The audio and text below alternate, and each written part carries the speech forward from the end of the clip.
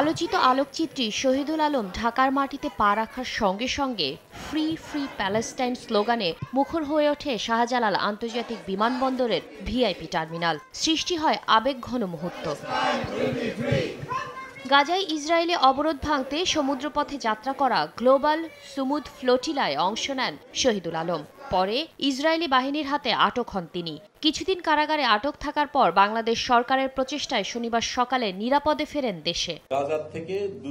পরে বিকেলে পান্থপথের ড্রিক গ্যালারি ভবনে সংবাদ সম্মেলন করেন শহীদুল আলম। জানান, গাজায় পৌঁছানোর আগেই নৌবহরে আক্রমণ করা হয়, সৃষ্টি হয় ঝড়। মোবাইল ফোন, ল্যাপটপ ফেলে দেন সাগরে। হেলিকপ্টার আসলে এরকম ভাবে বাতাস, পানি সবকিছুর একটা ঝড় তৈরি হবে, সেটা আমাদের হয়তো হিসাবে ভুল ছিল। তার মধ্যেই কাজ করতে হয়েছে। এবং যখন দেখি যে একেবারে বন্দুক নিয়ে নৌকায় জাহাজে নেমে গেছে উপরের তখনই আমি আমার মোবাইল ফোন এবং ল্যাপটপটা আরেকজনকে দিয়েছিলাম, কারণ আমার দুটো করতে গিয়ে ভুল হয়ে যেতে পারে। আরেকজনকে ইনস্ট্রাকশন দিয়েছিলাম, আমার মোবাইল ফোন পড়ার সাথে সাথে তুমি ল্যাপটপটা ফেলে দেবে। শহীদুল আলম জানান, আটকের পর ইসরায়েলি বাহিনী তীরে নিয়ে চালায় নির্যাতন। গাদাগাদি করে রাখা হয় মরুভূমির গোপন কারাগারে। প্রতিবাদে করেন অনশন।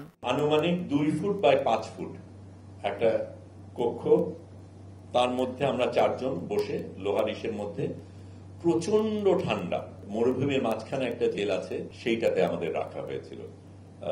তারপরে আমরা অবশ্য আগের সিদ্ধান্ত নিয়েছিলাম আমরা হাঙ্গার স্ট্রাইক করব, আমরা খাইনি। অনেকগুলি দেশের যারা কনসাল জেনারেল তারা এসেছিল দেখা করার জন্য, এবং তাদের সাথে তো আমাদের যোগাযোগ করার কোনো উপায় নাই।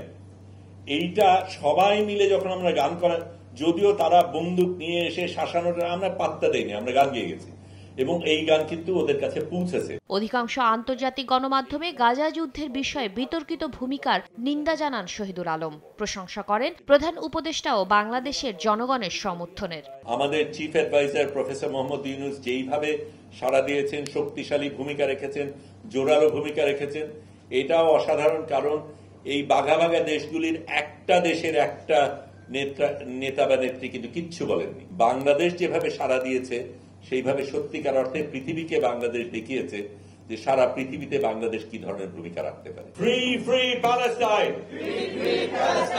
শাকিলা শারমিন, সময় সংবাদ, ঢাকা।